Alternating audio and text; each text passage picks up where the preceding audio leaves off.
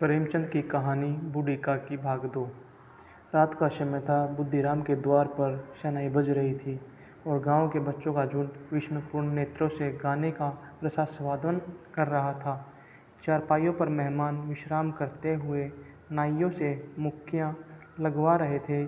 समीप खड़ा भाट विरुदावली सुना रहा था और कुछ भागवत मेहमानों की वाह-वाह पर ऐसा खुश हो रहा था मानो इस वाह-वाह का यथार्थ में वही अधिकारी है।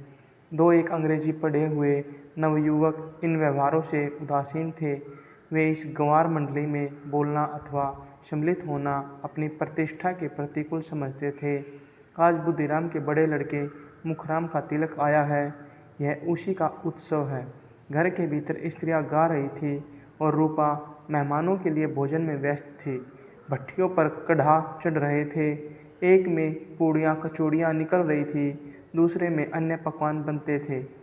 एक बड़े हंडे में मसालेदार तरकारी पक रही थी। घी और मसाले की सुधावर्धक सुगंधी चारों ओर फैली हुई थी।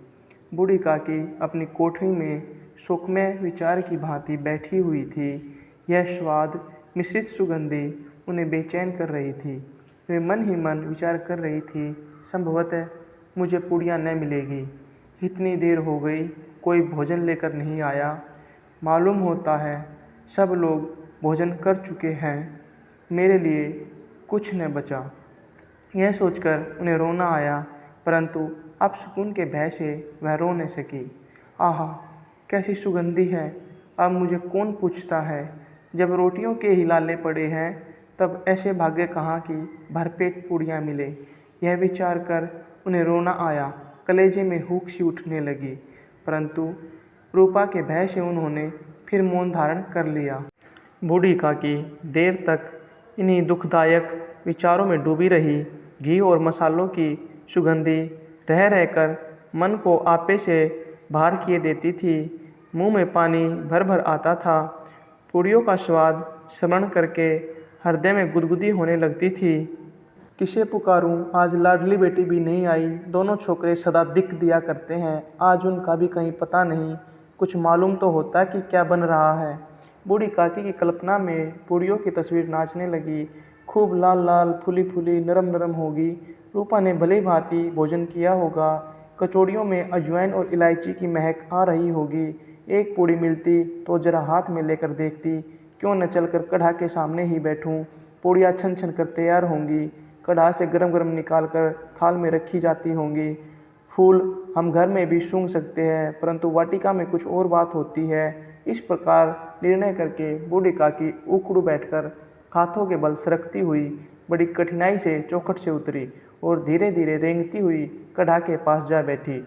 यहाँ आने पर उन्हें उतना ही धैर्य हुआ जितना भूखे कुत्ते को खाने वाले के सम्मुख बैठने में होता है।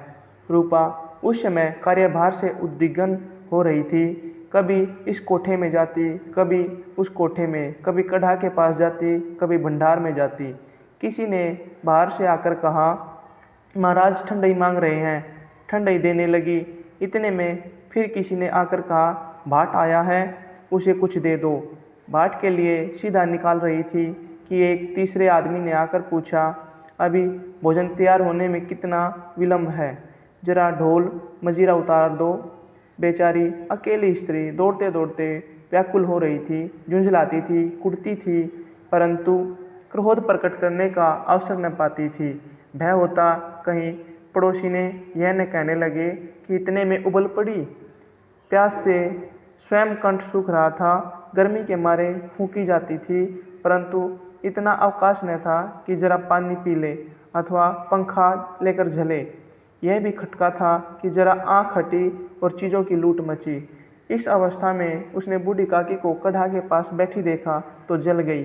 क्रोध न रुक सका। इसका भी ध्यान न रहा कि पड़ोसी ने बैठी हुई है। मन में क्या कहेंगी, पुरुषों में लोग सुनेंगे तो क्या कहेंगे। जिस प्रकार मेंढक केंचों पर झपटता है, उसी प्रकार वह बूढ़ी काकी पर झपटी और उन्हें दोनों हाथों से झटक कर बोली, ऐसे पेट में आग लगे, पेट है या भाड़। कोठरी में बैठते हुए क्या दम घुटता था। अभी मेहमानों ने नहीं खाया, भगवान को भोग नहीं लगा, तब तक धैर्य न हो सका। आकर छाती पर सवार हो गई। जल जाए ऐसी जीभ। दिन भर खाती न होती तो जाने किसकी हांडी में मुंह डालती। गांव देखेगा तो कहेगा कि बुढ़िया भरपेट खाने को नहीं पाती, तभी तो इस तरह मुंह बाए फिरती है। डायन न मरे न मांचा छोड़े, नाम बेचने पर लगी है, नाक कटवा कर दम लेगी। इतनी ठूसती है न जाने कहाँ भस्म हो जाता है। भला चाहती हो तो जाकर कोठरी में बैठो, जब घर के लोग खाने लगेंगे तब तुम्हें भी मिलेगा। तुम कोई देवी नहीं हो कि चाहे किसी के मुंह में पानी न जाए, परंतु तुम्हारी पूजा पहले ही हो जाए। बूढ़ी काकी ने सिर उठाया, न रोई न बोली, चुपचाप रेंगती हुई अपनी कोठरी में चली गई। आवाज़ ऐसी कठोर थी कि हृदय और मस्तिष्क की संपूर्ण शक्तियाँ, संपूर्ण विचार और संपूर्ण भार उसी ओर आकर्षित हो गए थे। नदी में जब कगार का कोई वृहद खंड कटकर गिरता है तो आसपास का जल समूह चारों ओर से उसी स्थान को पूरा करने के लिए दौड़ता है।